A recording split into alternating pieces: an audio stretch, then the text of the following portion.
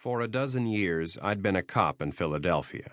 I got in at the smooth-faced age of 19 without my father's blessing. He was a cop. He didn't want me to follow. I went against his wishes, which had become a habit by then, and got through the academy the same way I'd gotten through school. I rode the system, did just enough to satisfy, didn't stand out, but tried always to stand up. My mother, bless her soul, called it a sin. "Talent," she said, "is God's gift to you. What you do with it is your gift back to Him." According to her, my talent was brains. My sin was using only half of them. Police work came easy to me. At 6 feet 3 inches tall and a little over 200 pounds, I'd played some undistinguished football in high school, and my friend Frankie O'Hara used to drag me into his father's South Philly gym once in a while to act as a stand-in sparring partner.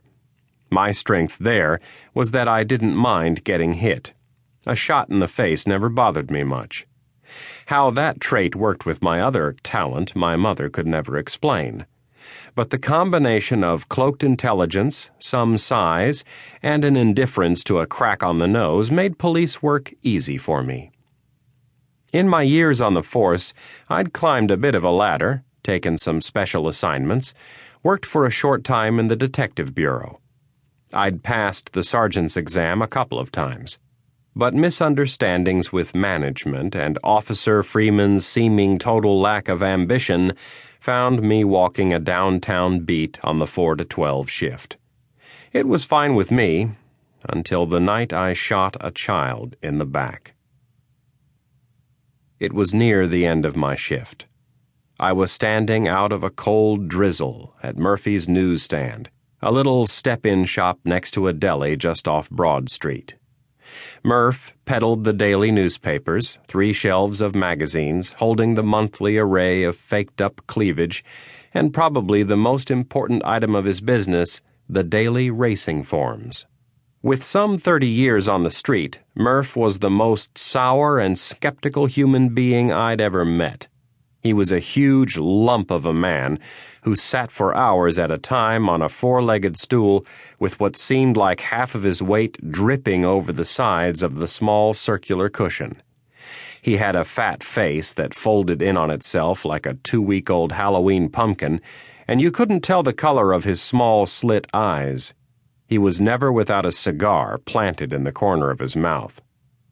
"Max, you're a fucking idiot. You stay on a job, what with the way they've been sticking it to you," was his standard conversation with me every night for 2 years. He had a voice like gravel shuffling around in the bottom of a cardboard box, and he called everyone from the mayor to his own mother a fucking idiot, so you didn't take it personally. On that night he was grumbling over the day's results from Garden State Raceway when my radio started crackling with a report of a silent alarm at C&M's Stop and Shop on 13th Street, just around the corner. I reached down to turn up the volume, and Murph rolled the cigar with his tongue, and that's when we heard the snap of small-caliber gunfire in the distance. The old vendor looked straight into my face, and for the first time in 2 years, I could see that his eyes were a pale, clear blue. "Casimir," he croaked, as I started out the open door, my hand already going to the holster strap on my 9mm. It doesn't take long for adrenaline to flush into your blood when you hear gunshots.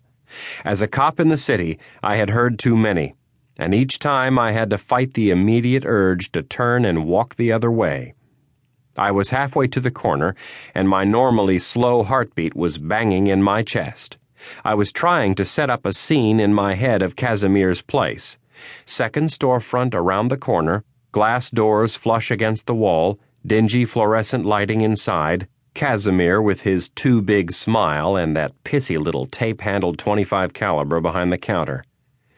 I wasn't thinking about the rain-slick sidewalk or the lack of decent cover when I made the corner and tried to plant my foot and went skidding out in full view of some kid's gun barrel. Snap! I heard the crack of his pistol, but barely registered the sharp smack against my neck, and I came up on one